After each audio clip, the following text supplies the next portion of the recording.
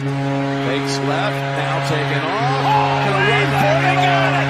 There he goes. The 6 or the 10 to 5. Oh, the play of the year in the NFL. Welcome back, everyone, to episode 14 of the Buds Mafia podcast. Sorry, my voice is a little rough. I just got back from a 6-month trip to Vegas. I am in shambles. I'm tired, but we battle through. We battle back. We get it done. It was a great trip. It's a great trip. It's my brother's bachelor party. I planned the whole thing. I will say 4 nights. Thinking about it now, might have been a tad long. That's a long trip. It was fun. Just it's a lot. It's a lot of Vegas, a lot of nights. I mean, there's some guys still there. There's some guys who went there on the Tuesday and are leaving today, which is insane. What? I don't know their thought process behind that, but we move on. But Vegas was awesome. Vegas was cool. We stayed at the Flamingo Golf and Resort. And truly, that Vegas is the city that never sleeps. It's insane. You leave a bar at like 12. You go to another bar, then you leave that bar at like 5, and there's no difference in population outside the street. It's unbelievable. Every night went to like 5 or 6 a.m. and then you get up at 9, 10, keep going. It was a lot, but it was fun. Be able to watch the Masters at a packed sports book and a big TV right in front of the lounge chair was pretty sick. It's one of the best Masters of all time, but to watch it like that. But yeah, one of the best weekends ever I've been a part of. Happy to celebrate my brother Jack's bachelor party. And how was your weekend? It was great. I had to work on Saturday, which wasn't too bad. Did some overtime. Nice. And then came home, hung out for a bit here, and then went over to my parents' house and got ready for the show. Oh yeah, the show, brother. The show. The show. Rockstar. Emo Rattlers, baby. And then we got to fucking Hamilton at like 3:30 p.m. Hung out with the band that we were opening for a bit. And then let them kind of get settled and sorted because they drove in from like Virginia, I think. Maybe not Virginia, but they drove in from somewhere overnight and then had to drive out immediately the next day to go to Buffalo. But yeah, and then we basically got on stage at 8:30. We were supposed to be on stage at 8.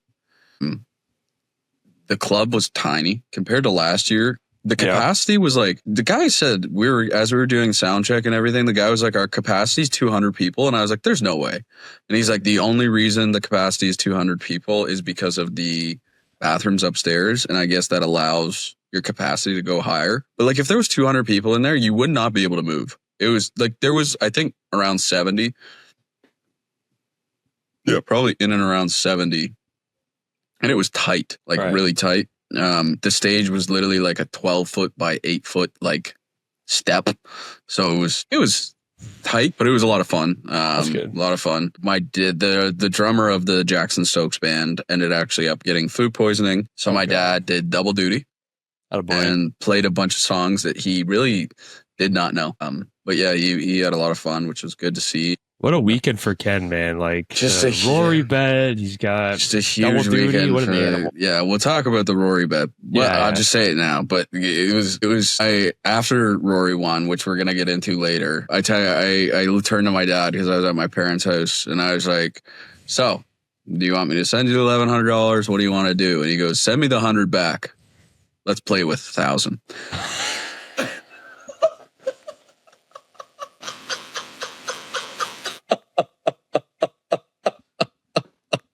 I almost pissed my pants. Oh my god! My god! I go, really? And he goes, leave it in the account. We'll see what we can cook up. And I go, oh, Kenny. Maybe. I mean, you don't have to play with 1,000. Maybe play with 100. Play with 100 is just as good. I was like, well, if you don't care about it that much, like I'll take it. And he goes, no, leave it in the account. Well, since we'll talk about it again later, but basically I guess maybe we already brought up what was the bet? Like what kind of situation? So my dad, I looked to see when it was too, because we were talking about it. And my dad on January 4th sent me $400 via e-transfer. Because I was on my sportsbook app and I was betting on a football game and we were talking about golf. And we were talking about Rory, and I was like, man, he's got to win a major this year. I don't even care if it's the Masters. Like, he's got to win a major. And my dad was like, yeah, I think he's going to. And I was like, yeah, I think he's going to too. I just don't know which one. And my dad was like, well, let's level the playing field. So he sends me $400 and he goes, throw 100 on each. So we got Rory at plus, I think it was plus 1,000. At plus 1,000, and we got plus 1,000 for the Masters. Right before tournament, he was like a 500, 750. Yeah. So plus 1,000 months prior makes sense. Yeah. Plus 1,000 for the Masters. He's like plus 1,200 or 1,100 for the Open and the PGA. And then for the Open, he was like plus 950. And then for the PGA and the US Open, he was like plus 1,100. So we're already starting off hot. Yeah, that's a big Kenny, start. it hit hard. Roller coaster of a day, but yeah, really good weekend. Yeah. We'll get into that it golf later. And I've the groomsmen I was on the bachelor party with, there a lot of bets and opposite sides. We'll say that, but we'll talk about that later on. I won't spoil too much. Today we're not a lot of NFL talk, maybe a few notes that we'll bring up, but next one will be huge with the draft. That'll be our last episode before the draft, so that'll be very exciting. It's definitely a lot of hockey talk. We'll brief on like the last few Leaf games, and then I want to get into the preview of each series. Can't break down too much. I know some series aren't set in stone, but we can kind of look at it at both angles, Washington versus Montreal or Columbus. We can look like that, but there are some series set in stone. We'll talk about that, and then obviously we'll end with the Masters and talking about the RBC Heritage, which is what's it called, elevated event, which will be a good one too. But yeah, we'll start with the NHL and the Leafs. They started off weak in that game in Florida. Great game by Woll, but Florida just played that kind of playoff style hockey and definitely shut us down. So rough loss there. But then we head over to Tampa Bay. We could not lose back-to-back Florida type games. We cannot lose that. Huge game. Knies OT winner. I mean, I wish we played Tampa like we done in Florida, but they're definitely two different teams. That Tampa's definitely more of an offensive run team, which I'm okay with going goal for goal with Tampa Bay. That's what we kind of did in the past. But Florida, they're more of a playoff style team. Like when they shut down that neutral zone in that zone entry, like Toronto didn't have much. Like it was kind of a boring game for how they play. But that's how Florida plays sometimes. They're physical too. They're physical as fuck. Yeah. It's ridiculous. Seth Jones, I mean, say you want about Seth Jones of the past, he is a dog. Like he is massive. Man, and he'll hit guys after the whistle. That's what Biz was saying. He's like, yeah, he's going to be rejuvenated after playing for the bum Chicago Blackhawks. I remember when Toronto played Columbus in the bubble, and it was Werenski and Jones. Werenski was mainly Jones actually, was in Matthews' grill the entire series. And he's going to do the same. It was such a good pickup for them. Moving aside the salary, if he's worth that money or not, doesn't matter. He's a huge boost for them. And with their injuries, especially with Ekblad taking steroids, like they're going to need some help on the back end. But yeah, then this is a huge win in Tampa, overtime. Moved to Montreal, which I watched in Vegas at MGM Grand, which is pretty cool. Huge 1-0 win. I thought they dominated. I thought they played a great game. They just couldn't find the back of the net. But Marner magic, 1-0 win. Yeah. Shots at one point, it was ridiculous. Oh my god, it was like they had 7 shots like halfway through the second period in Montreal. I was on stage and I set my phone to get like updates about the Leafs game. Yep. Just an update came across. It was 7 shots total. Crazy. For Montreal through the second period. Yeah.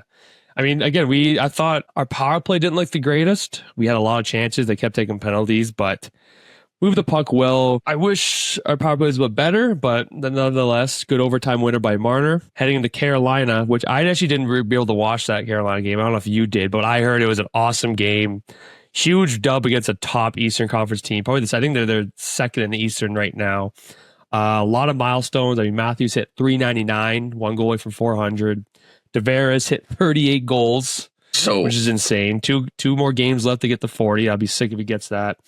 And as much as I've dogged Matthews, which I've dogged Matthews a lot, I dogged him. But still, I mean, 75 points in 65 games, 31 goals. It's not Matthews' season, but in 65 games, that 30 goal, we'll take that. We'll take that. And he has definitely ramped it up a lot. I think he's getting physical. He's great in the defensive zone, everything. I think he's really playing good hockey right now. Man, I'm Marner, so 99 excited. points, which is awesome.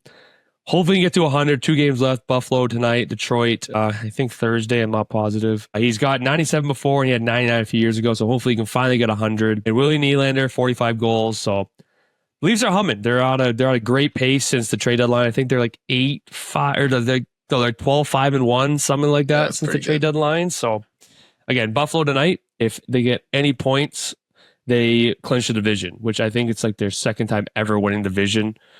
Something like that. Maybe might even be the first time since a long time. So probably the first time since a long time. Because the divisions have always switched, right? So it's maybe the first time winning the Atlantic. That would be huge.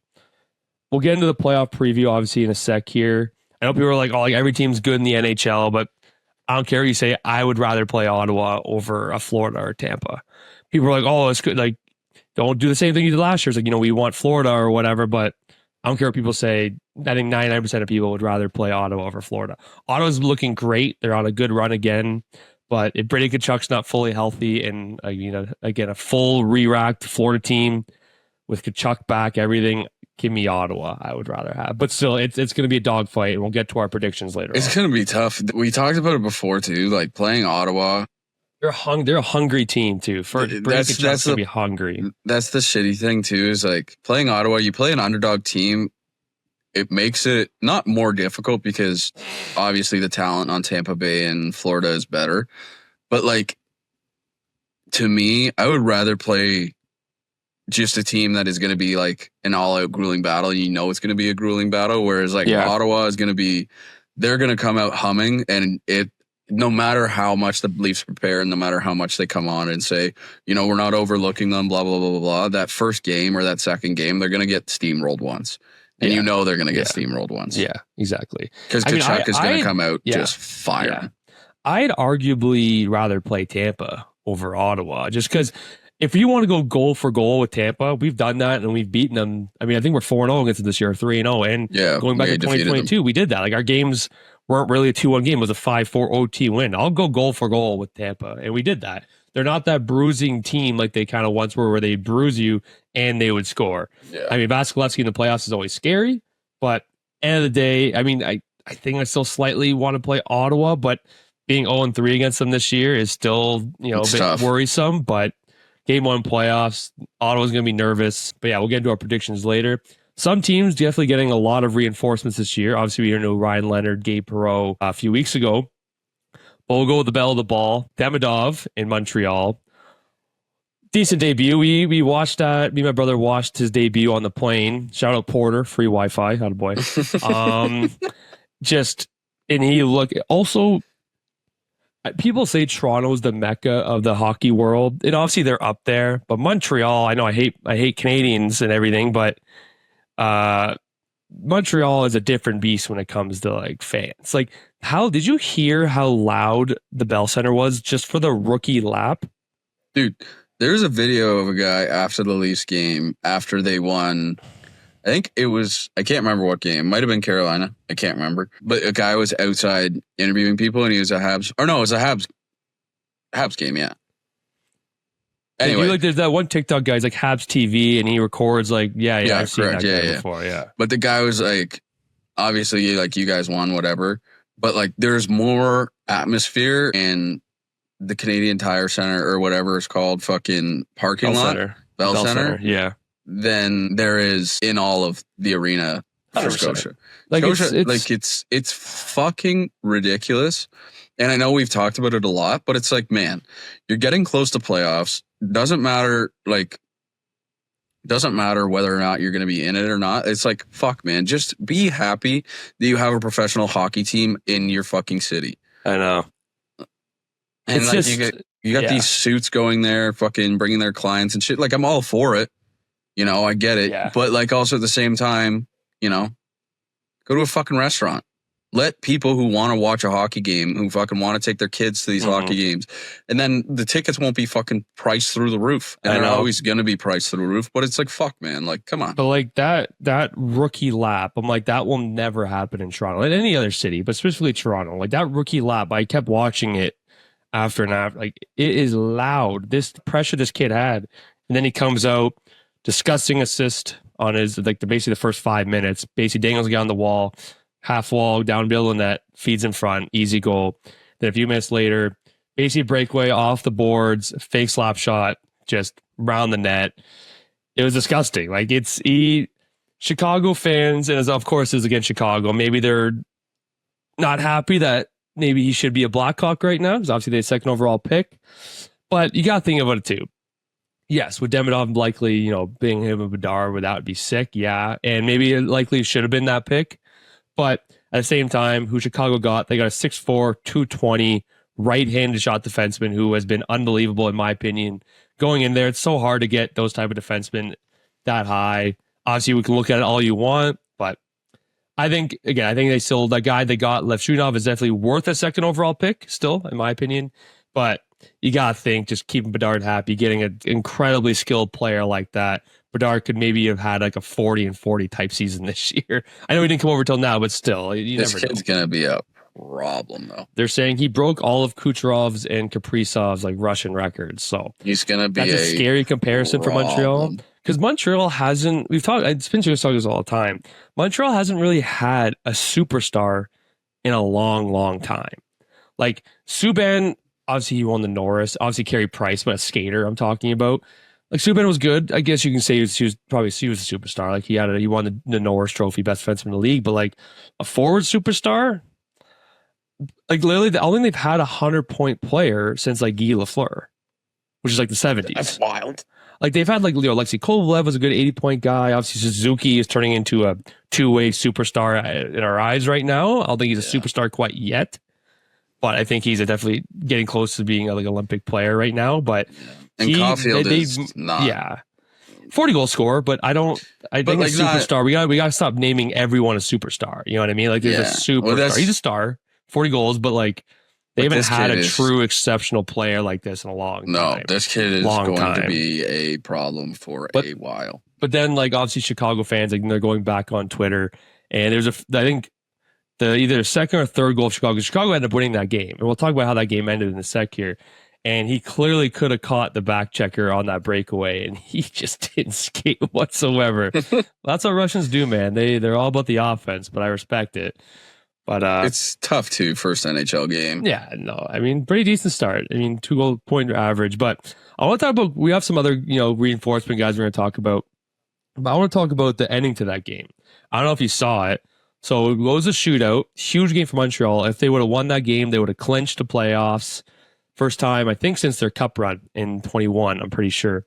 Frank Nazar, who's a pretty sick stud on Chicago too. Shootout, goes down, forehand, backhand. Everyone thinks the goalie saved it, went in netting or whatever. Then Laine comes up, shoots, misses.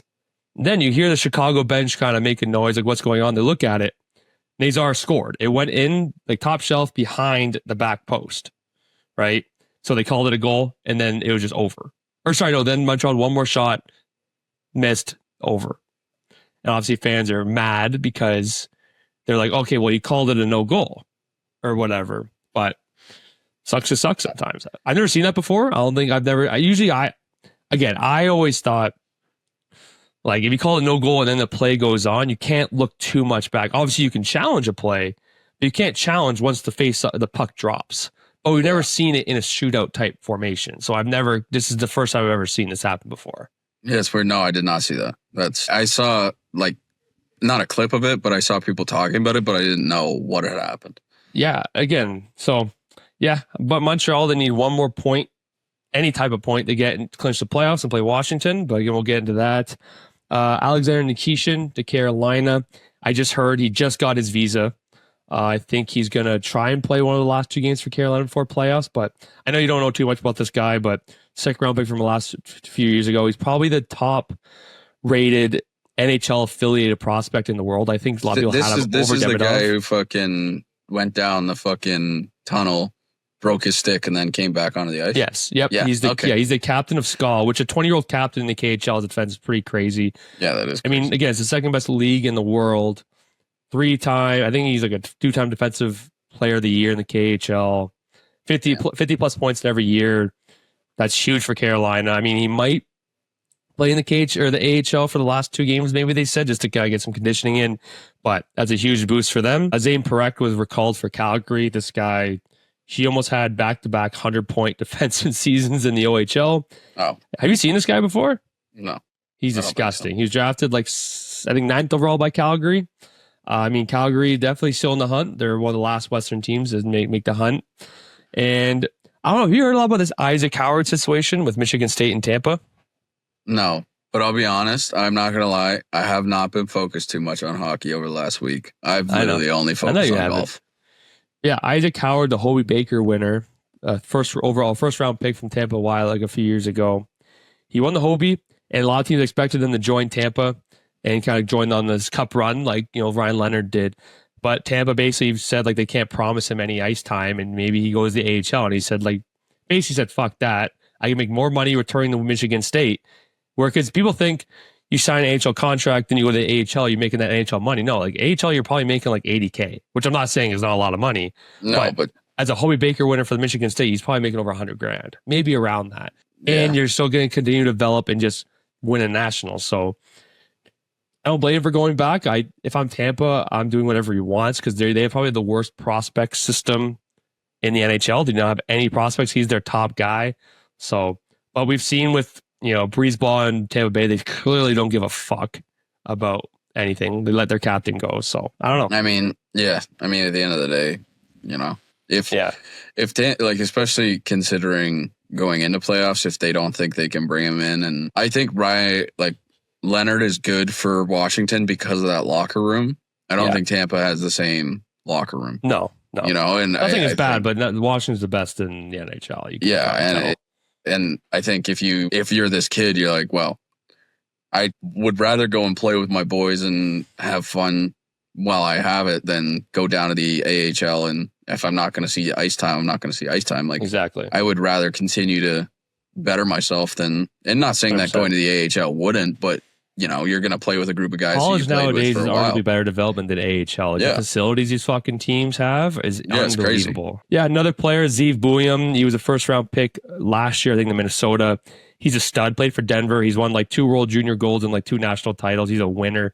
Jesus. In that double overtime game where Denver lost to Western Michigan, who ended up winning the national title over the weekend, he played 59 minutes, a double overtime game. And in double overtime, they only played 10 seconds in a double overtime. So really in 4 periods, he played 60 minutes. God damn. He's a horse. He's so good. Joining that Minnesota team is going to be huge. A team who's in the playoffs, likely to stay, but need that push. And I briefly want to talk about Ray Shero. He was an old Pittsburgh GM and New Jersey GM. He passed away recently at the age of 62, which is very sad, very young too. But he was a top GM. I want to talk about these notable trades that he did. He also won this 2009 Stanley Cup with Pittsburgh and 2013 GM of the Year. I don't think the death has been released yet. I don't really want to speculate on that. I'm not really sure, but very sad. Oh, the reason for it? Huh? Yeah, I'm not sure what the reason is for, so I don't really want to speculate or anything like that. But some of his trades have been huge. So he traded Colby Armstrong, Eric Christensen, Angelo Esposito in a first for Dupuis, who at that time was a throw-in to the deal because it was Dupuis and Marian Hossa Pittsburgh got for 3 guys who played maybe a season after that. And Dupuis turned out to be, Crosby's right-hand man for 10 years. And Marian Hossa, who they only had for that year, but they went to the finals. So good deal. Obviously, the famous deal, Ryan Whitney for Chris Kunitz, who at the time, Whitney, I know he chirps himself. He was a very solid top defenseman, 56-point defenseman. But Kunitz, I wrote about Crosby's right-hand man. He was their guy. Yes. He was a guy who had 30 goals almost every single year. He could crush guys. Very underrated career. I mean, he won Olympic gold, too. He was a very solid player. And Ryan Whitney did not have much of a career after that. Love you, though, Whit. He got Billy Guerin for a 3rd-round pick who helped them out in that playoff run when they won. He was almost point-a-game player in the playoffs. James Neal and Matt Niskanen for Goligoski, who James Neal at the time with Pittsburgh was a 40-goal scorer, and Alex Goligoski was a 20-point defenseman, 30-point defenseman. They got Thomas Vokoun, who I think ended up being a Vezina candidate for a 7th-round pick. Yeah, that's crazy. And then in New Jersey, he traded Adam Larson for Taylor Hall, who ended up winning the MVP 2 years later. And again, Adam Larson, 11 for Seattle, 23-point shutdown defenseman. Taylor Hall won the MVP. So Yeah. RIP to Ray Shero. Very sad, very young, but hell of a career. Awesome. 63 ain't too shabby, or 62. A lot of people go a little, obviously you never want to see anyone go, but, considering what he did in his life and what he did for the game of hockey. For sure. Okay, now the exciting time. East, we're going to talk about the playoff picture, starting with the East. Again, these aren't all solidified, but by the time this releases and our next recording, playoffs already start, because the first playoff game, I think, Saturday. If it is Leafs Ottawa, it would be Sunday. So we're going to have to speculate a little bit, but I think the odds are like 98.5% Toronto's playing Ottawa. They need one more point. So we're going to start actually with the top seed in Washington and Montreal. Washington, last 10 games, they're 3-6-1. Montreal's last 10 games are 6-2-2. Washington is 2-1 in the regular season series against Montreal. And Montreal needs any regulation point to clinch playoffs. And they play, who do they play tonight? Let's see right now. But if it's Montreal, give me a prediction, and why do you think that? I think it'll probably be like a 4-2 series for Washington. Yeah. I think Washington would probably go up like 2-0, and then probably the first game in Montreal is going to be fucking insane. Yeah, 2-0, 2-1, 3-1, 3-2, 4-2. And we even score predictions too. Like, I think, well, realistically, like, I just don't. Montreal, great team, and I think they're a year. Like, I think they could be really, really good next year. Like, considering the progress, with their top goalie prospect coming in, a full offseason of Demidov, I 100% agree. And the progress they've made throughout this season, kind of the ups and the downs. Like, I think they could be really good. How much Suzuki? Like, I really like Nick Suzuki. I love Nick Suzuki. I really like Caulfield. Him. Caulfield, he's small, but fuck, he can put the puck in the net. I just don't. If I had to pick like an upset, I would pick maybe the Montreal Washington one. But I 100% agree with that. Like Toronto Ottawa, I could maybe see. Ottawa, I know, which is tough. Which is tough. But if I had to pick an upset, I would pick Montreal Washington. Just reason being, like Montreal, they're just scary. They're just always scary.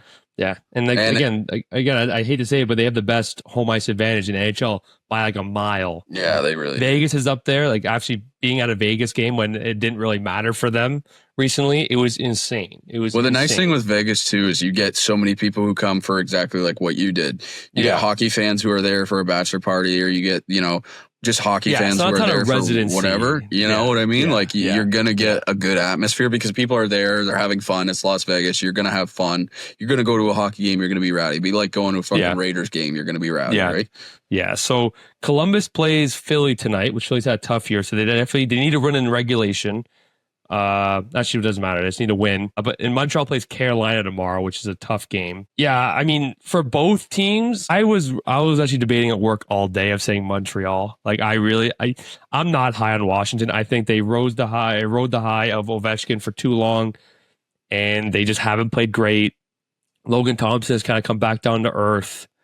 They're not playing their best, but I'm not going to say they're upset. I'm saying Washington in 7. I think it's going to go 7 games. I think if it was Columbus, I'm still saying 7 because, I mean, Columbus just beat them 7-0. Yeah, that's just crazy. The other day. So, but either or, I'm saying Washington 7. I think I could see Montreal sneaking a game 1. Like, sometimes you see that, like those sneaky series you see in game 1. Maybe the first game Montreal, they come out hot, but yeah, Washington's too loaded, especially if they get Protas back, which I think he's expected to be back. Ryan Leonard in the playoffs. Montreal, they're a young team, not a lot of playoffs. I know, actually, they went to the finals a few years ago, but a lot of young guys. The team has changed a lot. Exactly. The team has changed a lot. And, I mean, if Montembeault has shown that he can steal a game, but I think it'll be a good series. That's why I'm saying Washington in 7, but it's going to be tight. I think Washington 7 for either Montreal or Columbus. And you got in 6? Yeah, I got in 6. All right, moving on to the only series I actually give a shit about. Toronto and Ottawa. Battle of Ontario. Last time they played was like 04, something like that. It was a hell of a series. Game 7, I'm pretty sure as well. This is scary for Toronto. Ottawa is 3-0 in the season series. Toronto needs, again, like I said, any point to clinch the division, so we're just going to go based off that. They've been playing great hockey. They're 8-1-1 in their last 10, which I think they have great chances, obviously, to beat Buffalo and Detroit, who are struggling teams this year. In Ottawa, who's 7-2-1. So both teams are hot right now.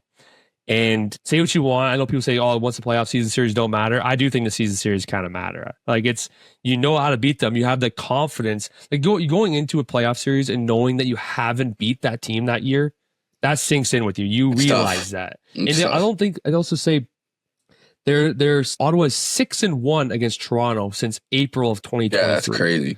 That's crazy. Like, and again, I think the series strictly depends on Brady Tkachuk's health. They cannot win this series if Brady Tkachuk's not healthy. Cannot. He will be. No, he's like one of the main factors for them.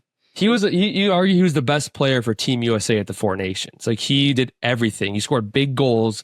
He leveled people, and he's like, we have guys who can go toe to toe with him fighting wise. I don't think we're gonna see Brady Tkachuk fight much in the playoffs because they do need him. But I will say, I love Brady Tkachuk. People do act like he is like a 100-point type player, superstar type player. He is a superstar, I would say.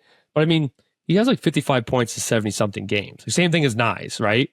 So I'm not too worried of him of like just walking down the line and ripping the puck, which he can do. We've seen him. He's had like a 37-goal season, but it's more the intangibles, everything around him, his leadership, his physicality that I'm worried about. Also, his willingness to just get in front of the net and fucking push anyone around and just find a puck. Yeah, no, he's a huge factor, and we need McCabe back too. I'm worried about McCabe.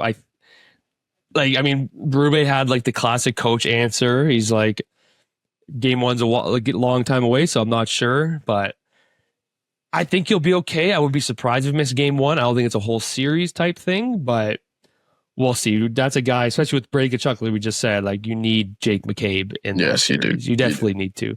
But again, I think game 1, it's going to be Stolarz. I think he has been more consistent, even though Woll has played great recently too. I think Stolarz is the guy. I know Woll has that bit more playoff experience. I know people say, oh, Stolarz won the cup last year. He didn't play. But like, still, he has that experience. But yeah, I think game 1 will be Stolarz unless he just lays an egg tonight, maybe because I think he's starting tonight against Buffalo. I got Stolarz game 1. Do you agree? Yeah, I agree. All right, so I think it'd be silly to start. Yeah, my prediction, I can see Ottawa, same thing with kind of Montreal. I can see Ottawa doing a sneaky game 1 win, something like that. Toronto rarely wins game 1. I think they've won like one game 1 the past like 4 or 5 playoff runs. Like, they lost last year. They lost to they lost to Tampa the year before, like in game 1. So, but this is the best league. See, I know we say this every single year, but this year's a better. We have more depth. Our defense are better. Our goaltending is better. We have a more solidified goal in going to the playoffs, probably since for a long time. Our coach, we won 50 games. Top 4 are buzzing. Yeah, like we're top 5, top 4 in the NHL right now. Matthews, Marner, Nylander all clicking. Tavares. Yeah. I'm going Leafs in 7. Like, I want to go 6, but I think Leafs in 7. Just Leafs fashion game 7. Too, yeah. But Me too. Leafs in 7. Yeah. Leafs in 7 in overtime. Oh, who's getting that one? What do you got on that one? I'm going to probably 2-1 overtime. Yeah, game 7's the gritty game. And it will be. If it does go game 7, though, that's where I'm scared of Brady Tkachuk. That's where I'm really scared of him. But end of the day, season series, yes, I am worried about it. It is something to keep in fact, but Toronto's a better team. You think Ottawa fans even realize we're the better team? It's just history, and Toronto has the worst history ever. But I'll go Toronto till the day I die. Bleed the Blues. So does you. So moving on. Obviously, Toronto could play Tampa. I would still say Toronto in 7 against Tampa. I think very similar type series. Less physical, I would say, more just offense, but I would still say Toronto in 7. But now, this is kind of what everyone wants. Everyone wants the Battle of Ontario and the Battle of Florida. So now we got Tampa, Florida. Home ice is still up for grabs. Tampa's up by 2 in the standings right now, but they play Florida. They play tonight. And I think if Florida wins, they jump them because they have the season head advantage because Florida has more regulation wins, and Florida is 2-1 in the season series. So if they win, I think they jump them. as of now. So Tampa, they're 6-1-3 in their last 10. Florida has definitely struggled, 4-5-1 in their last 10. Who do you got in this series, and what are you looking like? I think home ice is so huge. That's hard to say when you don't know. Yeah, even with home, like I feel like Tampa's a hard arena to play in, though. It is, and they have experience there too. I still think I go Florida in 7. Yeah, it's hard too. You just don't know about Kachuk, a lot of these you just don't know first about round Kachuk. series. Yeah, I think a lot of these first round series are probably gonna go 7. Yeah, I have maybe like 1 or 2 that might be a 5 or a 6, but yeah, I mean, I don't know about Kachuk's health. I think he's expected to play, but I'm not sure. But Bennett's expected to play. I think they're just kind of resting him through these last few games here. Fuck, I don't know. I wanted to go Tampa. Yeah, but like it's such a toss up because they're 2 amazing teams. I'm going Tampa in 7. It's tough. I haven't heard a lot about Kachuk. Even if he's back, it doesn't. Not hearing a lot of him makes me worried that he might be hurt. He could play through it, but he was skating the other day. Like he looks good on ice, but it's also playoff is so tough. It's like if you're coming back a little early from an injury, especially where it's like not necessarily a full injury, it's like a kind of a strain. It's so easy. I mean, obviously a full injury is easy to like re-injure, but a strain is so easy, especially in playoff type hockey, to aggravate. And then you're playing, and obviously we hear about it every time after series are over. Guys are playing through broken ribs, guys are playing through broken fingers, whatever. But it's at some point, do you really want to risk your future after you just won the cup 100%. Last year, right? Yeah. Now, the last series of the East, probably the series I'm most confident in. This is the one that's not going to be Game 7. This one's the first locked one, or the only locked series of the Eastern Conference. Carolina, New Jersey. They've both been 4-5-1 their last 10. 2-2 in the season series. New Jersey's too banged up. Dougie Hamilton's back, but you don't know if he's 100%. Jack Hughes is gone. Mark Stroman's been hurt kind of on and off all season. Carolina's actually looking great, especially they're getting Nikishin. They've been buzzing ever since that Rantanen trade. I know I said they're 4-5-1, but they're still playing great hockey. I have Carolina in 5. Yeah, I have Carolina in 6. Yeah, it's, you know what, New Jersey's still a good team. Like Jesper Bratt's an incredibly underrated player. Over 80 points back-to-back years. Just, I think the Canes are going to suffocate them. They're a pure offensive team, New Jersey. They're off the rush, good power play team, but Carolina can be very disciplined. And yeah, it's their goaltending is the only issue for me. Like, you have Kochetkov and Frederick Anderson, who both have had good stints throughout the year, but Anderson has tons of injury history. But just, again, New Jersey's not dead in the water. They're still in the playoffs for a reason, but yeah, I got Canes in 5. Yeah, I agree. Moving over to the West. This is not locked up. Calgary heard no fucking bell. Same thing as Columbus, which I love. But we're going to still go with what it is, kind of what it says right now. Winnipeg, President's Trophy winners. They are 7-3-0 their last 10. They've been the most consistent team. That's wild. Yeah. Yeah. They're unbelievable. But St. Louis 7-2-1 their last 10. So if I'm Winnipeg, I'm like, fuck. I mean, they lost Holloway for St. Louis, but they're still humming along. They're still playing great. Binnington, who I'd be worried about Binnington. Like, we saw what he did in the Four Nations. We saw what he did after the Four Nations. Fuck, but he looked good.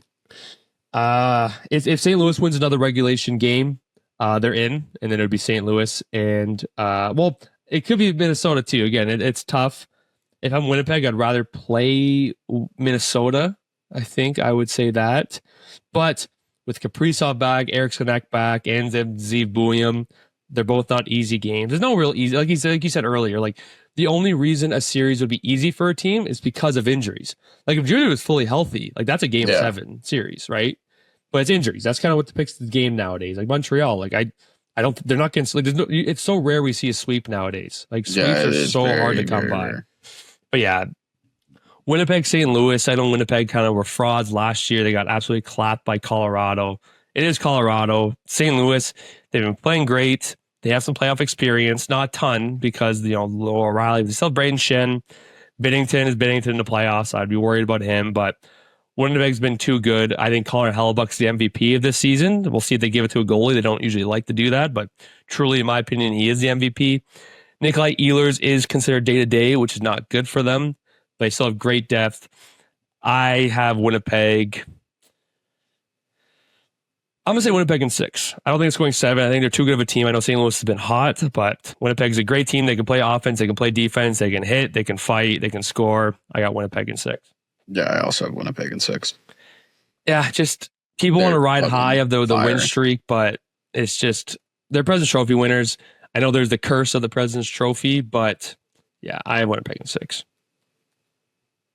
Dylan Hall, no Dylan Holloway is huge too. He had such a big year, and he's a guy, like I said, he plays that St. Louis Blues two-way heavy type game, so that sucks. But yeah, that's gonna be a fun series. And if it's Minnesota, I say Winnipeg in 5, but it's most likely I'll say Winnipeg and St. Louis. Now to the other series, Vegas versus Minnesota. Vegas is 7-2-1 their last 10. Minnesota is 4-4-2. Minnesota at the beginning of the year was one of the best teams in the league. Kaprizov was running away with the MVP. He had like 52 points, like 30 games. He was unbelievable, arguably a top 5 player.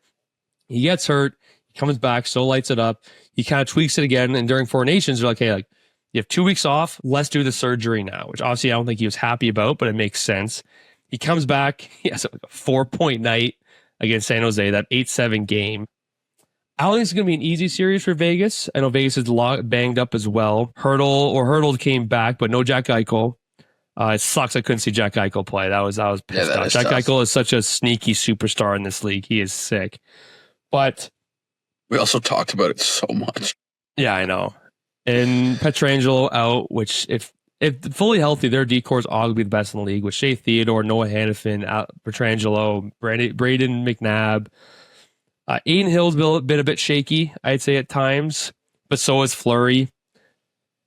This one's tough because Minnesota fully healthy with Eriksson Ek and Kaprizov kind of rejoining his form, I think would be a tough matchup for Vegas. Again, it's all depending on health.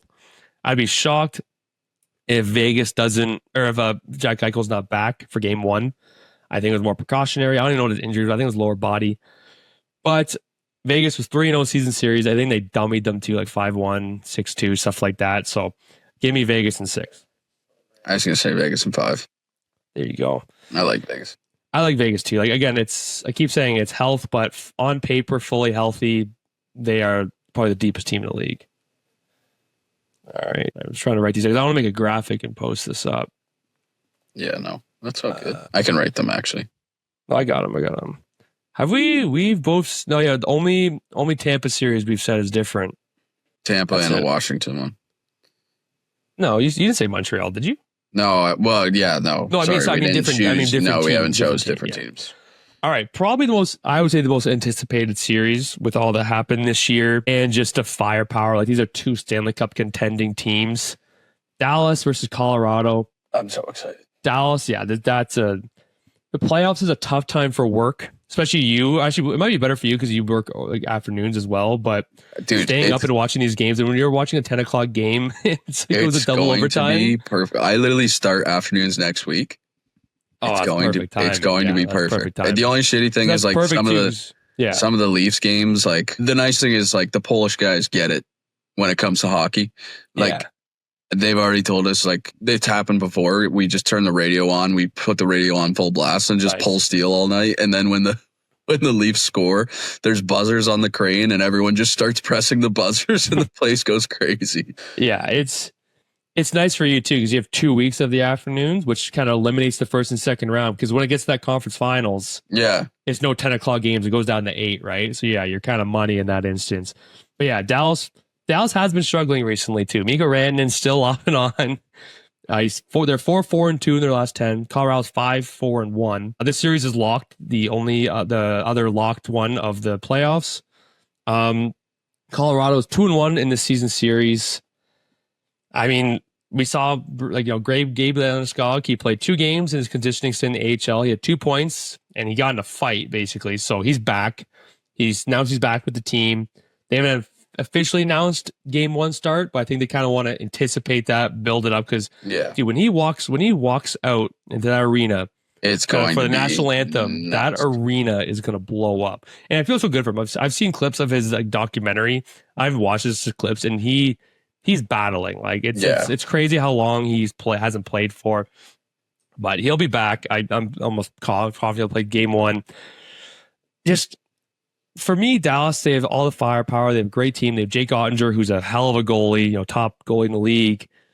Just to know Heiskanen is just so hard. Like, he's likely going to miss the first round.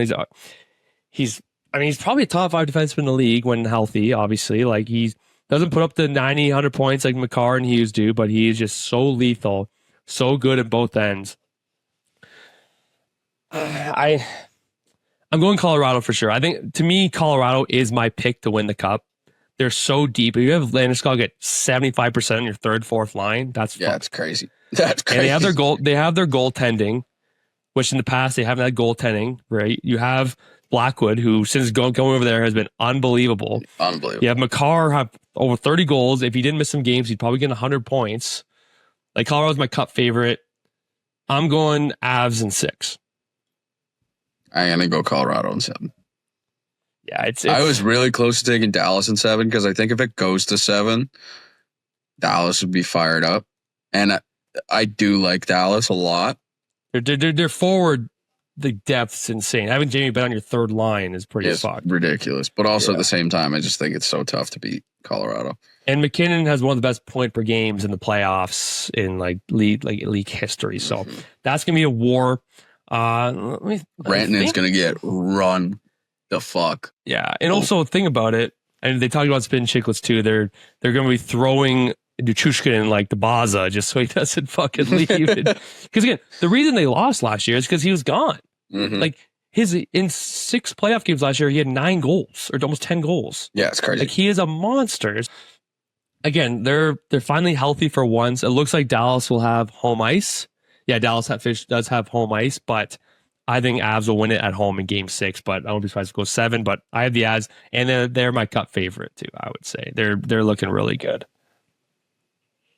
All right, final series and another locked series, which this one's gonna be tough. Like, this one, I'm still kind of deciding, but it's LA versus Edmonton, 4th year in a row. LA will have home ice advantage for the first time in this series. I'm pretty sure they're 7-3 in their last 10. Edmonton 6-4. Edmonton has so many injuries. Like, McDavid's back, and I'm not really too worried about, even if he's playing injured. We've seen him play injured in games before. He'll be fine. Same with Draisaitl. But dude, no Ekholm throughout the whole series. Tough. Bouchard's an unbelievable defenseman. He's an offensive defenseman. He's not the best defensively, but you don't need to be. Like, if you have an offensive defenseman, get points, and that's what he does. He gets 80 points a year. No mind that. Ekholm is more valuable. He is a horse. He's a two-way guy. When Bouchard's out, Ekholm can play that number 1 power play. He can do that, and he's physical. He's tough. Know him in this is tough. And yeah, it's tough, especially playoff. Skinner's back, but he's not playing the greatest. Just, I never want to bet against McDavid, but LA has the best home record in the NHL. Their home record is fucked. They have so much hunger from the past 3 seasons. Danault and Kopitar, one of the 2 most underrated defensive centermen. Kempe's a 40-goal scorer. Doughty, Kemper, and net has been unbelievable. I hate to say it, but I'm going LA in 7. Yeah, I'm in 7. I just don't. It's tough because McDavid and Dries, like, yes, can they light the lamp 100%? But at the same time, it's like the physicality aspect you don't see as much with Edmonton as you do with the Kings, especially with Doughty and all the other guys they have. It's like the Kings. I don't know. I've always liked the LA Kings, but yeah, I don't know. I just don't think they're playing playoff hockey with how many injuries they already have. Yeah. And you're now going into an environment where you have to play the first 2 games in LA. Yeah. It's just that I think it's going to be tough. And especially, like, obviously they came back from what they were down 3-1 in the series against Florida in the Cup final last year. 3-0. Obviously 3-0, lost in game 7, but you know, obviously they can battle mental toughness, but that's got to eat away at you. Like, and Skinner, I just don't have confidence in him. And like, I've always been on his side because people thought he wasn't, good enough. It's like he was a goal away from winning the Stanley Cup. You know what I mean? But he's had a tough year, and goaltending is all about how you're playing at that moment. Obviously, you can turn it on, but it's so hard for a goalie. Yeah, it's just LA's healthy. They're looking great. Byfield's looking great. Again, Kempe, Doughty, Brant Clark. Like they just looked well oiled, and I think they have so much anger against this team, especially with the game last night. The comments to Noah and Perry made the Dirt Nurses kind of headshot too. So it's gonna be a bloodbath. But yeah, I have LA in 7, and so do you. Yes, sir. I'll just quickly run these so off. I'm so excited. I can't wait. So Jackson has Washington in 6. I have Washington in 7. We both have Leafs in 7. I have Tampa in 7. Jackson has Florida in 7. We both have Canes in 5. I have Winnipeg, and we both have Winnipeg in 6. I have Vegas in 6. You have Vegas in 5. I have Avs in 6 against Dallas. You have Avs in 7. And we both have LA in 7 against Edmonton. But yeah, I mean, these could change, obviously, with the last few games, but I'm still, even if it was kind of vice versa, I'd still be pretty confident in the picks as well. But yeah, I mean, that's it for Hockey Talk. I'm very excited for playoffs. Each episode is going to be crazy because it's going to be so much we're going to have to talk about. Yeah, I know. But yeah, there's not much to talk about the NFL. Moving on, I wrote a few notes down. I thought a thing about Bills acquiring Jordan Addison and Chris Olave. I heard that kind of like I saw that. a news thing, but I don't know how likely that is. I don't know. Whatever. I don't want Chris Olave. This is nothing. He's an amazing wide receiver, especially because of how young he is. Concussions, dude. Like, he will most likely have to medically retire soon. Like, which is horrible because he actually is nasty. He's unbelievable. He's really good. It's horrible. Way more prefer, even though Jordan Addison has been playing as a wide receiver 2 behind Justin Jefferson. Yeah. I would way rather Jordan Addison because he would come in as like a legitimate, as like one of our best wide receivers who has actual NFL experience. He can fly too. But yeah, I like that you have Travis Hunter being a bitch. This guy, I used to be on this guy's side. Now he's pissing me off. Dude, like, my coworker today told me that he would consider. That's what I'm saying. He's considering not retiring if he won't do both. Considering retiring from football if he won't do both. It's like, fuck, buddy. It's like, unbelievable, dude. Like, you're good. Like, I think he's off. built more for a corner. I think that's what most people are saying, especially after that route running video came out of him. And I've talked to with my brother too, and he agrees. I think we talked about before too. Like, yeah, put him in situations. Like, you know what I mean? Like, he doesn't have to not take any snaps. Yeah, exactly. There's definitely packages, but he's a corner. He's a great corner. And yeah, throw some packages out there. That's so very valuable. But don't, like, if I'm a team and I see that, I'm like, okay, go fuck yourself then. Like, it's just it's whatever. I've always been on the side, but dude, you're really telling me you will retire from the NFL if you don't get both ends of the football. Like, shut the fuck up. You are such a loser. Go get your bag. Your wife's going to take all your money. We've seen her before, what she's done. Go get that bag. Make sure you're financially secure. Like, fuck, man. Like, you're going to retire. She's going to retire your ass if you don't if you retire. Like, God, man. Like, shut up. Fucking wrong here? That was good. Yeah, poor guy. Retire my ass. She's not going to let you fucking retire. Okay. Whatever. Jalen Ramsey seems like they're parting ways. They're going to find a suitor for him. He's still a solid cornerback. I don't know what team's going to want him. I don't know if would it be a contract termination or does they find a trade suitor for him? How many years does he have left on his deal? I don't think. How many years has he been? Is this his second year? Has he played 2 years in Miami? Or is it just the one? No, he's played 2. He probably has a year or 2 left. Set to be traded and could leave before the NFL draft. Oh wow! Dolphins have already paid out $4 million of the $25.5 that Ramsey is fully guaranteed for 2025. He signed a 3-year extension in 2024 worth $72 million with $24 million guaranteed. I mean, you could see him go. Maybe see him go to the Bills, but I doubt they would trade within the division. I don't know. He's good, but like he's not Jalen Ramsey on the Jags or the Jalen Ramsey on the fucking LA. Like, yeah, he's good, but he's been exposed. And there's certain receivers that are really good at it. He can get burnt. You know, like he'd have to go to a situation. Like maybe a Washington, like a Chicago. Yeah. Chicago doesn't really need him though because they have Juwan Johnson, and then they just re-signed another cornerback. But like a younger team, kind of bring in, develop the second, maybe like a Carolina, possibly. But I doubt that. Okay. Yeah, I like that. Yeah. Something like Gives a that. shit. Fuck you, Jalen. Yeah, not me. Fuck you, Jalen Ramsey. You fucking the Bills own your ass. Yeah, I put down Sanders dropping heavy. I mean, I still see him a lot picks, top 3, top 4, top 5. I saw a few guys put him like 9th to like New Orleans or something like that. But yeah, I saw. Oh yeah, Derek Carr's out for the year, isn't he? Yeah, and then I don't don't have any confidence in that fucking what's his Spencer name? Rattler. You don't have any confidence in the QB. He's got temper on him. Holy fuck! Yeah, he looks like a fucking Q-tip. It's a carrot top. There's that clip that came out of him just absolutely bullying his QB2 in like a high school practice or something, or a college practice. He just seems like a prick. But he has talent. But yeah, I don't know. I think next episode is going to be full. We're going to talk. It'll be a podcast before the draft. We're going to talk about the draft heavy. Obviously, first game 1 or 2 of the playoffs. So it'll be pretty good. Not much else for the NFL. I don't know if you have anything else to bring up, or we head to the main event here. I'm so fucking excited.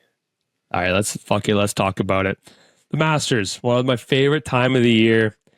It was unbelievable. It was the best. I almost got emotional. When seeing Rory on the green, it was, you could see the weight just come off his shoulders. He broke down, and just when he threw the hat, he couldn't control himself. He couldn't control it. He's been waiting this his entire life. Let's get through. So fucking Thursday, I'm like, oh, this guy's fucking 4 under. Justin Rose went out and just played lights out, shot 7 under. Kick on the course. Yeah, fuck me. And he's 4 under and then goes double on fucking 17 and 18, which is tough. Shoots even par. Comes out, shoots 66 on Friday, 66 on Saturday. And I was like, holy fuck. We have Bryson versus Rory. This is going to be sick. Fucking everyone wanted. Yeah. Rematch of the U.S. Open. And I sat down on the couch and was just ready. And he came out and doubled the first. And you're right. If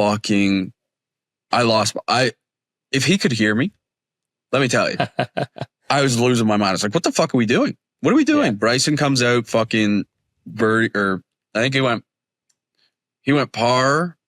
So it was tied at 10 because Rory started at 12. Bryson started at 10. Yep. And Bryson parred the first. Rory doubled. So it was tied.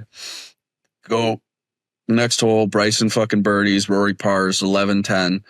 And then out of nowhere, within a matter of 2 holes, it was a 3-shot swing. Yeah.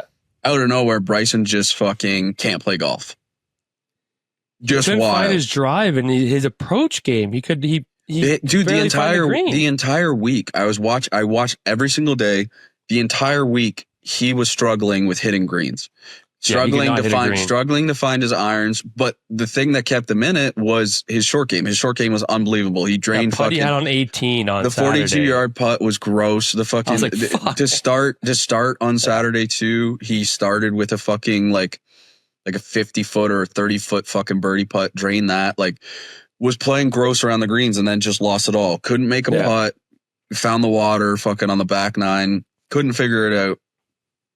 And it kind of became, they just stopped showing Bryson's drives and it was just Rory and fucking Justin Rose. And Ludwig kind of was in there for a bit. He snuck around a little bit. Well, that approach shot because I was just watching Rory hole by hole. I was like, hey, yep, we're doing good. Then I can't remember what hole it was. He hits it left into the trees. It was 13. And I'm like, his insane approach shot. Yeah. I think that was 5, 6. I can't remember. It was early. It was the front 9. And he was in the trees. I'm like, oh, you might punch this out. I'm like, hey, wait.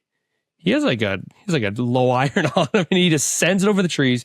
It catches a little bit of a branch. And it lands inches from the hole. And it rolls back. And me and the girl watching in our hotel room, we were like, he was chuckling after that. He was belly laughing. He couldn't stop laughing. It was hilarious. And you could hear on the audio, Harry Diamond, his caddy, who they're like lifelong friends. They were both best man at each other's wedding. Harry Diamond was like not trying to convince him, but you can't hear the audio clearly. I'm sure you could probably pull up whatever, but like he was like kind of, saying, don't do that. And Rory was like, hold my beer. And fuck, man, what a shot. Like that shot, the shot on fucking 16 was gross. 15 to 7 Or 15. iron. 15 arguably to the 7 best iron shot was- in Masters history. Well, so I wrote this stat down. So yeah, he was tied going into 15. He was tied. It was a 3-way tie with Auberg and Rose, all at 10 under, I believe, right? So at 15, 207 yards. He was on the right side, not on the rough, but he had to kind of draw it around the trees to not an island green, but there is water before the green, right? Downhill. It's a 7 iron. And I've seen that highlight probably 10 times today, and it's so cool. It's one of the coolest shot shapes I've ever seen. And just, it sounded so pure. He hit it as perfect as he can. He immediately walked right after it and hit it at 6 feet. And he missed the eagle putt, which I was begging for eagle, but birdie. But his next 3 shots. So this is this guy. I can't remember his name, but he tweeted it. And he calculated what the average percentage of a PGA Tour player hitting his 15, 16, and 17 approach shots are. So on 15, he had 207 yard to 6 feet. That's a 1.99% chance a PGA Tour hits that. On 16, he's up by 1 at this point. On 16, he had 170 yards to 9 feet, 7.91%. When he hit the green on 16, I thought it was over. Yeah, I'm like, that's such a pressure shot, par 3, hole 16. I thought it was over, but I thought it was over too. nonetheless. And 17, 196 yards to 2 feet. Yeah, it's crazy. He thought he was yelling, go, go. He was walking after it, lands at 2 feet. A PGA Tour chance, the percentage would be 0.37 for that. That's so wild, man. And then Rose hits that fucking putt on 18. A bomb. I don't know how many feet it was, whatever it was. This He is hits 30 it feet, 35 30 feet. feet.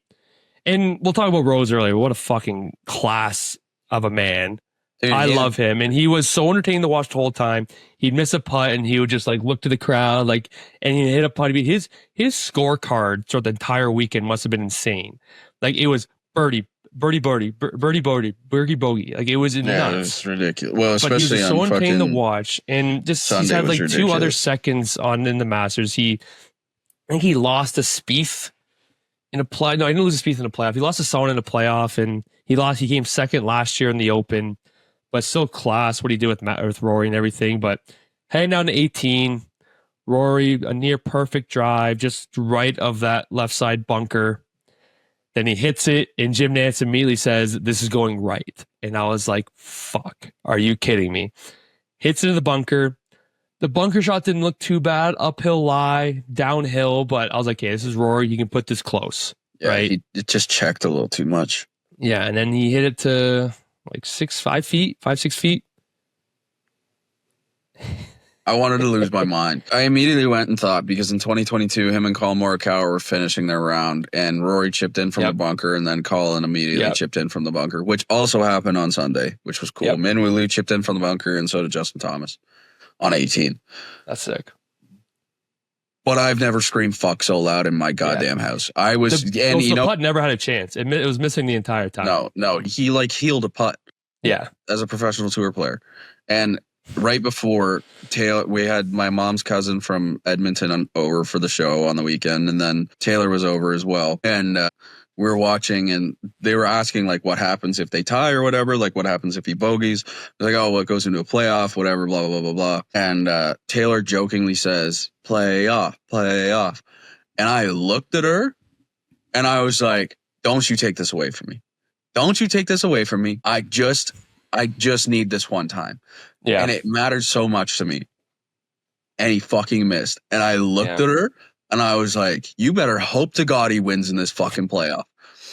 And then just his walk, like he looked like he was trying to gather his thoughts and everything. And did you hear what fucking he came out and said? So Harry Diney, like he was trying to like reset. He was trying to figure it out. And his caddy looked at him and he goes, we would have loved. Yeah, if you would told me on Thursday or whatever. Yeah, if you told me on Monday that I would be going on Sunday to play in a playoff for the Masters, you would have absolutely loved that. Yeah. And then Justin Rose hits a beautiful drive. And Rory comes out, and I'm thinking, fuck, man, the world of pressure's on him. Can't believe this, blah, blah, blah. And he just stripes it. And he hit it better. He played 18, the most perfect you could play a hole as you can do on Sunday in Augusta. He nukes his drive past his original one, more in middle of the fairway. So his lie was better, right? He had 125 exactly. Rose hit a great approach shot. You know, it was like 10, 12 feet. Yeah, it was a the good fact shot. that Rose's ball didn't come more down the hill was surprising. He kind of got to me. screwed. He almost played it perfectly. It was like 156. I think he had like an 8 iron, 9 iron. It didn't roll down the hill, but still, 10, 12 foot putt for birdie. He'll take that, right? Then just McIlroy, 125. He said it was a perfect gap wedge, or perfect like kind of 3/4 gap wedge. Hit it into that bank, and just Jim Nance I know we chirped him about his 15-year retirement tour, but he basically said like, this isn't going right. This is right at it, and it went basically just to the right of Rose's ball, like facing it, and then it just rolled down perfectly to like 2 feet. Like it was as perfect as you could play a hole on Sunday in Augusta. And it was funny. Did you hear what Nance said while Rose was reading his putt? No. He said, because Rose read that putt for probably like 10 minutes. Like really, I know Yeah, I it was would. a I long mean, trust time, me, yeah. trust me, I would too. Probably 20 minutes. But Jim Nance said, like, he's whispering. He's like, he's reading his putt. Probably the longest reading of a putt I've ever seen. You didn't hear that? No, I did not. Dude, I was so locked in. Yeah, I was so he misses the locked putt. in. He misses the putt, and then.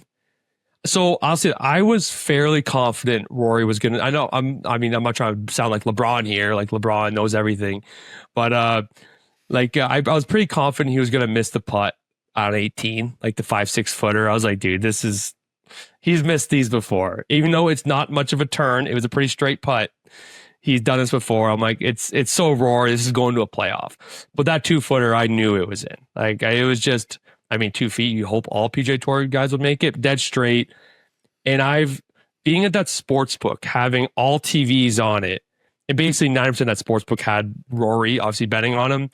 It was so cool. So what I was going to mention earlier with the groomsmen, one of the groomsmen, I'll say his name, Fitzy, before the tournament, he put $500 just on Rose. So he would have won like thousands of dollars. Pre-tournament, not going into like pre-tournament. He would have been a lot of money. He would have. Yeah. Fuck me. It was so hard to root against him. Like, dude, we're gonna have a night if he wins, but at the same time, I want Rory to win so badly. And then the other groomsman, Q, the morning of Saturday was probably our hardest going out day. So he woke up so hungover, put a shirt on, went downstairs to the sports book in our lobby, put 800 on Rory. They came back, went right back to bed. And then Rory won. It was really morning. I was like, what are you doing? He's like, I'm going to go bet on Rory. Then he went right down, came back up. So he won some money.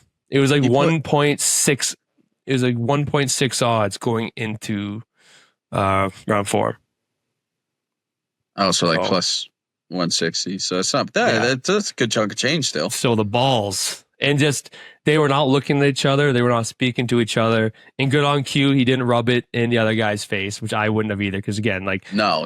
Again, I would have been happy for him because that would have been really cool. Pre-tournament Justin Rose, that's pretty fucked. But I couldn't help but cheer for Rory. I was getting emotional, dude. Like, seeing him throw his hat, they just let it all go. Like, I was trying so hard not to. I cried. I cried. My brother cried. If I was at home, I would have cried. I was in a room full of sweaty betting men. I could not cry. If I was in fucking Vegas and I was drunk with the boys, and if you and me and Nick were in Vegas and we would have to be explaining, Nick would have made fun. He's like, "Why are you fucking loose?" We would have to be explaining to Nick. So I was talking with Nick at the Masters today, and he said he's getting into golf more. He said it was the best tournament he's ever. Like he said, he's like hooked into golf now from that one tournament. And I said, not every tournament is going to be like this. You're going to watch some like Puerto Rico Open and be like, this is the same thing. But trust me, there's moments like this. Here's the thing. This is the one, every major, and like a lot of these elevated events now, I watch Thursday to Sunday. Like I will watch. Me too. Yeah. I won't watch the entire round, but I'll watch a good portion of it. Yeah. A lot of other, like, unless it's like a waste management where like I enjoy the atmosphere and stuff, I won't watch the entirety of an event. Yeah, that's the best thing about golf. Like this was one of the most viewed rounds of golf since 2018. Yeah. And for everyone who like or 2019, yeah. Yeah. There's a lot of people who shit on Rory, and like, you know, a lot of people have their reasons. A lot of people don't like greatness. A lot of people don't like to see one of the best generational talents ever. Cook. But, you know, at this point, yes. Does Rory do some things where you're like, all right, you know, it's still the phone. It's the phone thing that still kind of lingers for me, but I will do anything for Rory. But it's I don't just give a that fuck. phone He's a thing Masters still. winner. Spike the Yes, phone sir. in the ground in Sure front of he that is. dumb fucking Eat kid. it. Eat it. I don't give a shit. But yeah, anyway, I'm pumped. Dad won 1100. I won. We this have our week. top 10 bet still live. We do, definitely. We had Rory top 10 Masters, Rom top 10 PGA, and Bryson top 10 US Open. And still shout out Bryson. I love Bryson. I think he's going to win another major in his life. I love DeChambeau. I'm so confused with his comments afterwards. I think it was taken more out of context. Media could have cropped it. They do that. It's not necessarily like the person was like, oh, was there like a lot of talking? And Bryson just said no. Bryson, instead of saying no, we didn't talk, he said no, he didn't talk to me, which makes it seem like it's more personalized. But like, if I'm playing for the fucking Masters and it's you versus me and we've been good friends for however long we've been friends, I'm sorry, I'm not really gonna fucking talk to you. Like Well, Tiger, I remember it was a 20 feet now story. Like Tiger's he has a chance to make history here. And it was kind of a different situation. Like Tony said, how's the kid? He's like, they're good. And he just didn't talk to him the rest of the round. Yeah. Like, it's like, yeah, I'm trying to, dude, Rory, he said he could not live with himself. He could not win the Masters. Like Shane Lowry said afterwards, like, dude, this is all he talks about. Yeah. This is all he's dreamed of. He would give up. If you could tell him, like, obviously, I mean, it's a stretch here. He has 4 majors, but if you could trade that 4 majors just for 1 Masters, he would arguably do it. Like he 100%. Wanted to be a Master champion so badly and be a Grand Slam winner on top of that. Why the fuck would I talk to you? And I don't think it has anything to do with Liv. I think it's revenge from the U.S. Open and everything like that. Like, I don't think they hate each other either, because there's been videos of them like, on the range together. It's a rivalry. Doesn't mean you hate them. Yeah, and that's the thing. Like, people take golf because it's an individual sport. They take it more personally. Whereas, like 1v1, you had fucking the Leafs versus the Senators, and fucking Brady Tkachuk comes out and is like, "Yeah, I talked a lot of shit, or I didn't talk to fucking his buddies who he played with." Yeah. You know, like he's gonna talk shit to Austin Matthews, even though they played together on the fucking coronation thing, right? Yeah. Like, it's whatever. Like, I'm over the moon right now, and yeah. And honestly, like, Roy's 38. Like, we might see him go on a fucking tear. He's played so good with all this kind of emotion on him, and like kind of like now he's free swinging. I mean, obviously, you know, holding all 4 majors always been done by Tiger and whatever 2001. But I wouldn't be surprised if he wins like 2 or 3 this year. Like he is gonna be free swinging. Yeah, did you already have to say? You can't win all of them if you don't win the first, baby. Yeah. I don't know. I gotta love it. So I took home the dub because Rory won. Yep. Yeah, you did. You know, I had a better total outcome. We made that rule of. No, we did. Hey. You want to win like that? You win like that. Well. Sorry. One of the best golfers in the world fucking won the tournament, and I chose him. Sorry, you took Scotty first. I know. It was tough. It was a good decision by you. So I had Scotty finished 4th, Morikawa 14th, DeChambeau 5th, Rory dub, Xander 8th, Koepka cut. I just want to say, let's talk about the live guys quickly, other than fucking DeChambeau. Well, but also besides that, like, I was going to talk about that, how sick that top 10 was. Yeah, it was crazy. Like, that was a feel. I got a little nervous when I saw Patrick Reed come in the back. I'm like, if this fucking guy makes a run, he holds out on 17. I was like, go fuck yourself, fatty. Fuck off. My dad hates Patrick Reed more than anyone. And I started calling him Fatrick. And my dad, when he holed out on 17, my dad like kind of like was giving him props. And I turned around and I was like, what the fuck are you doing? We're on a mission here. We're on a mission. $1,100 is on the line right now. We need to win. Plus, I need to see this man cry and get a green jacket. Yeah. That's all I need to see. Yeah. And then live guys, Koepka cut, Mickelson cut. Rom barely made the cut. Fucking the only other guy, Tyrrell Hatton, played well, but then he fucking like lost it on Sunday and Saturday, and Sunday. Did DJ get cut?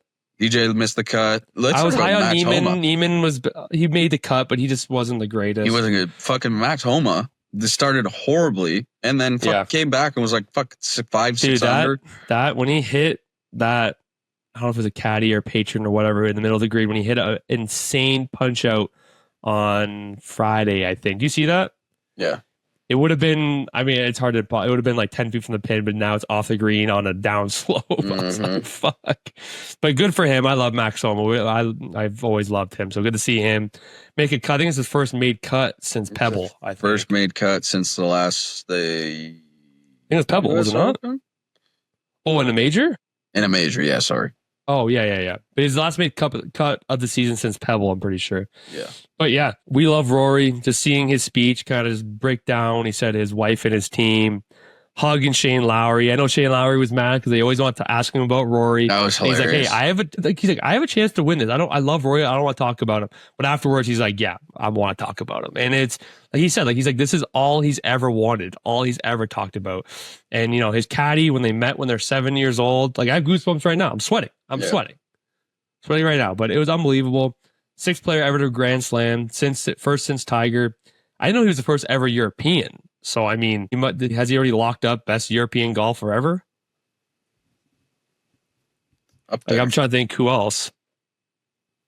Yeah. Tom Watson, obviously. Hey, Tom, what are you seeing right now? He has, Jesus Christ. Yeah. He has 6. He has 8. He has 5 opens, but no PGA, so he doesn't have the Grand Slam, though. No, there's only 5 players who have the Grand Slam. Huh? There's only 5 players who have the Grand Slam. Before Rory. Before Rory. 6 now, yeah. So see if I can name them. Okay. Tiger. Yeah. I would have said Gary Player. That was the last one. Yeah, I would have said Gary Player. He's South African, though, right? Gary Player doesn't have a Grand Slam. He does not? Shit. Well, Jack Nicklaus. Phil doesn't. Phil doesn't have a U.S. Open. Which is crazy. I looked up Phil has 5 second places in U.S. Opens. He cannot win the U.S. Open. Sam Snead? Ben Hogan? No? But yeah? Yes. Yeah. So Ben Hogan. Tiger, oh, sorry. I was Jack. wrong. Gary Player does have one. Yeah, as I said, I thought Gary Player did. So I'm missing one more. Missing one. I don't know if you're gonna get this one.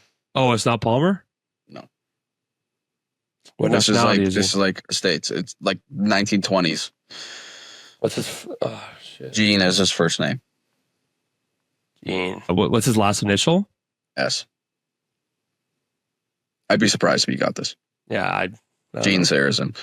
So yeah, Sarazen sounds familiar actually.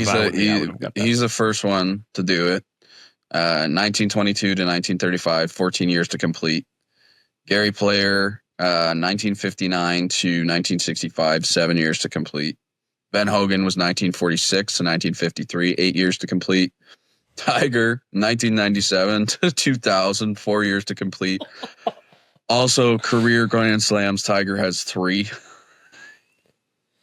So it's fucking insane. And then you have Jack. How many career Grand Slams does Jack have? He must have close to that, no? Jack has 3. But he has the 18. Same as Tiger. Yeah, he has 18 major titles. He just has. Yeah. He only won the Open 3 times. He owns the Masters though. 6 Masters is fucked. 6 Masters. And the fact that he won the Masters when he was in the 60s, 62 or something, then he won it in 86 is fucked. 63, 65, 66, 72, 75, and 86. That's nuts. Also, I looked. It was from Tiger's 2019 win to his previous major win, which I can't remember when it was. It was only a few, 50 days off from Rory's 2014 PGA. Tiger's last major was the 2008 Open. 2008. Yeah, so I also didn't run along here, but it's the Masters, so fuck it. Dan Rappaport said his over/under on majors won for Rory is 8.5. Where do you rate? What do you think he lands on that? I don't really like Dan Rappaport a lot. Really, I like D-Rap. I don't mind him. 8.5 is a lot. It is a lot. It is a lot. That's 4 more majors, and Rory's already 35. It's not doable. And I agree with you. I think he'll be playing pretty crazy golf. But that's a lot, man. Considering, you look at Gary Player. Gary Player had 9. Ben Hogan had 9. Yeah. And then you have Tiger and Jack who have 15 and 18. Obviously, that's a ton. Yeah. But that's, pretty crazy. Like 15 years. Like, I mean, that's, between your 50, like it's hard, only, I think Phil's the oldest major winner ever at 50 years old or whatever like that, the PGA a few years ago. Yeah. I mean, obviously you can say 15 years is a long time, but like you really start to slow down and like there's new golfers coming in. Like, well, I think he can definitely win one more this year at least and a few more next few years. But once it gets to, I'll say the over, but that's a good line. I would say 8.5, but yeah. Yeah. I'd probably put it at, I mean, 8.5 is a pretty good line. I think it's a good line. All right. Should we just quickly rip this RBC Heritage? Nice little signature event here. Yep, of course. So I'm 6-5 now, and you just won a case of beer. Attaboy. I will get you a cheap ass case of beer. All right, I like Busch Light. All right. Who are you picking first? It's a good field. I mean, a signature event, good field here. Who do you got? Give me Scotty. Yeah, good pick. Good pick. I'm going to go Xander. He kind of had a tough year. He played great at the Masters, top 8. Barely saw any coverage of him at all. But give me Xander. It's super tough at the Masters. You got to be pretty well in contention. Yeah. And it really was looking like it was a 2-man race. Fuck, man. Kind of like, I really want to see. I really want to see him win so bad. I know. Me too. Connor's in this one? Yep. I'll take Connors. How many times? He might be your clubhouse leader for how many players you've picked. The way he played, even though, Sunday he kind of shit the bed, the way he played, I think he's trending in the right direction. And fuck, man, he is playing for Canadian golf. To have a Canadian golfer up there on that stage is so huge. I love Corey Connors. Yeah. I'm going Alberg.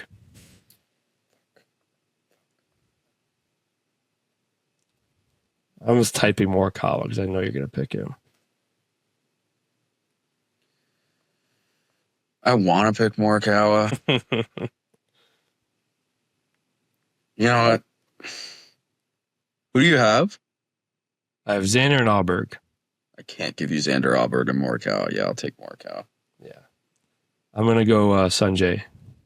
Okay. I was going to take Max Homa because I just want him to do well. Yeah. But I can't have you have. Like, I can't just throw away next week. Yeah. All right, man.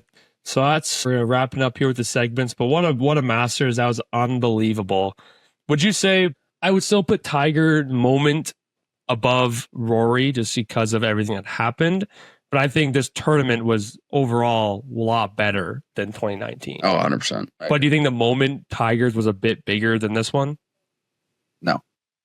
You think Rory's? Do you think this is the biggest one? I think it's probably the same. I think. Yeah. Okay. It's different because Tigers is a return to glory. Like, he's won the Masters. He had been there before. It was Rory's return to major and also winning the Masters. Yeah. It was. Yeah. It was. Yeah. Just the and also the tournament play, like the top 10, like we shoulders. said, the up and down on that back 9. Like the tournament overall was way better, but the moment is pretty even. Yeah. All right. Penalty box. Do you have a pick here? I think I have one. I just gotta remember what it was. It was this guy. No, yeah, it was this guy on Twitter who just hates Rory, and he basically wrote a compilation of all like kind of, I'll say, spaz outs he's done and everything, and said, "Hey, Rory's doing a great job teaching your kids to be a whining bitch, but you still get rewarded for all that." It's just like, you can find something negative about every professional golfer or athlete in the world. Like, there's videos of maybe Tiger slamming a club, getting mad.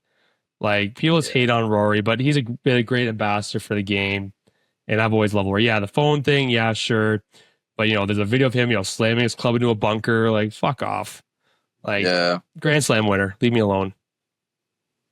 I'm trying to think. I think we'll both have the same highlight of the week, but no, we won't.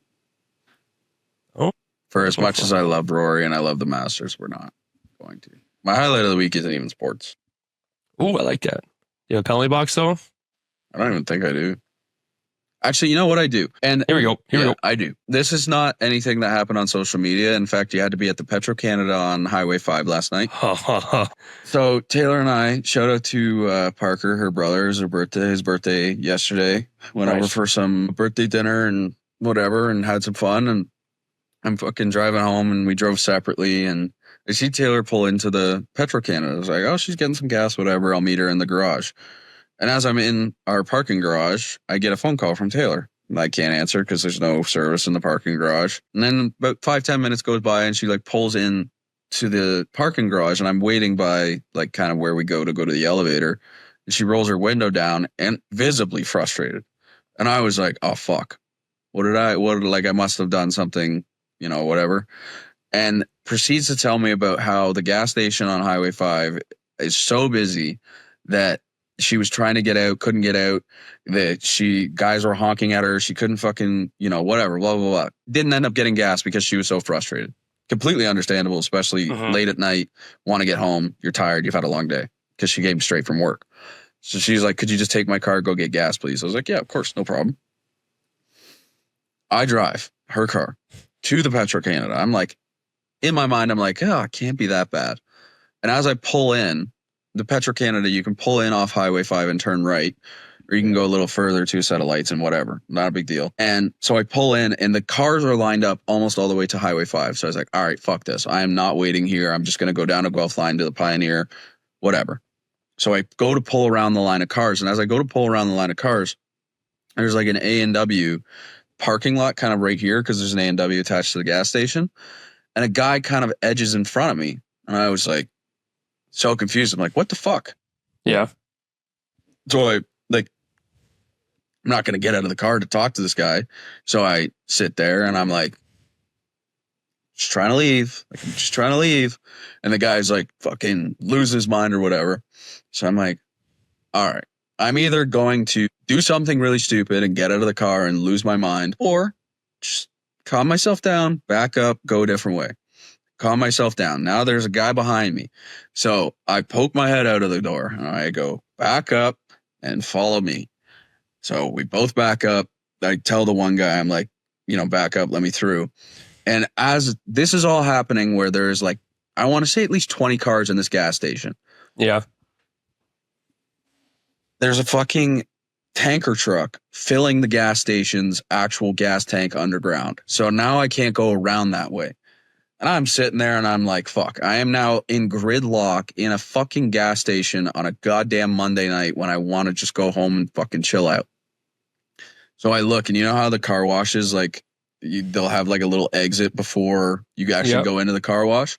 I looked down the car wash lane, and I just went through the car wash fucking backwards, and I fucking went out. But like, if you are that angry just to fucking get gas, and again, I was angry too. Like, yeah, it's a Monday night, I want to get home. But if you're that angry that you're going to fucking block someone from driving out of a gas station because you think you're going to take their pump, go fuck yourself. Yeah.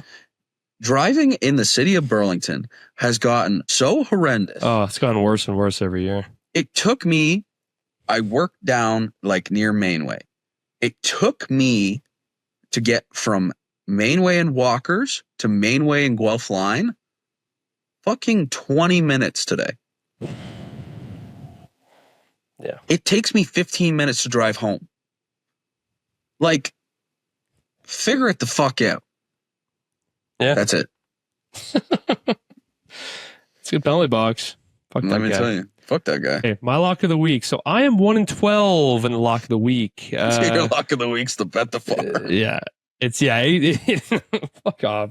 It basically at this point. Jackson's 4-9. My lock of the week. Just a lot of milestones up for grabs for the Leafs. It's a pretty simple bet. No shots, no goal. Just straight up Marner, Matthews, Nylander point. Just $5 to win 16. There's a same game parlay, 50% profit boost on Bet365. I just need a win. Marner wants at 100, Matthews wants 400, and Nylander wants a goal every game. So that's my lock of the week. All right. My lock of the week is Marner a point, Matthews a goal, and the Leafs a win. All right. Listen, let me know. I'll go for a bet farm. I got go it. bet farm? Yeah. I have the biggest bet farm we've ever done. I do not. Mine's 197,000 odds. I got Leafs, Willie to score, Matthews to score. I got the Lightning and Braden Point anytime goal scorer. I got Washington and Ovechkin anytime goal scorer. I got the Blue Jackets, the Senators, the Devils, the Wild, the Blues, the Golden Knights, and the Kraken. $5. There it is. 9,000. All right, so my odds. It's the odds are plus 1 million.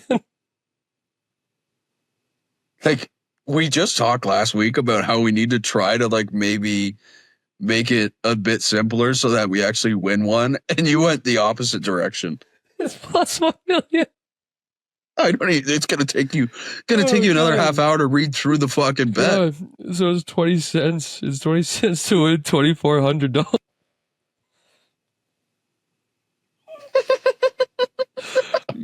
Capitals money line, Wild money line, Blues money line, Vegas money line, LA money line, Ottawa money line with Stützle Bedard a point, Columbus money line, Werenski Marchenko a point, Boston money line, Pastrnak and Bratt a point, Toronto money line, Marner and Matthews a point, and Florida money line, Kucherov and Gensel a point. 20 cents to win $2,400. Fuck, I thought that was gonna be way longer. It's the same game parlays that make it insane. Yeah, so that's my bet the farm. I actually don't feel too horrible about it. I mean, it's all the favorites plus each team's best player to get a point. So I don't feel too bad.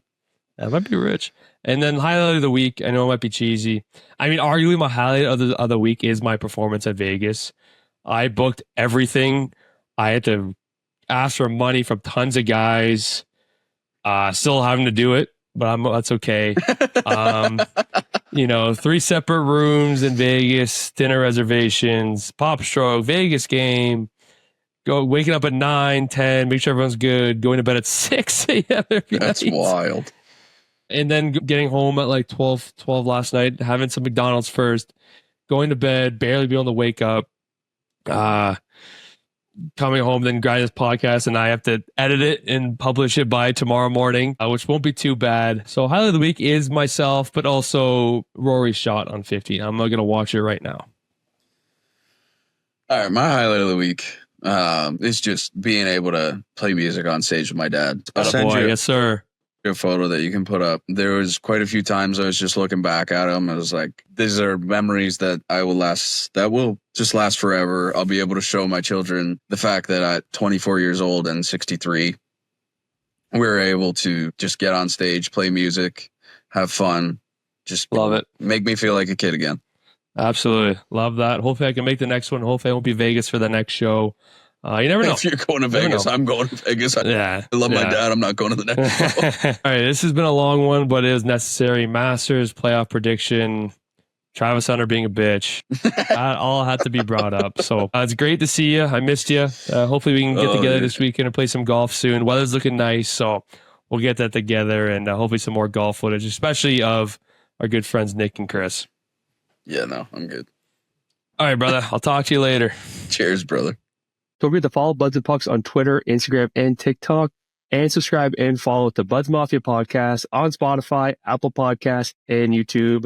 See you guys later. Fakes left, now taken off. Gonna run for it, got it! There he goes! The sixer, the 10 to 5. Oh, the play of the year in the NFL. Fakes left, now taken off. Gonna run for it,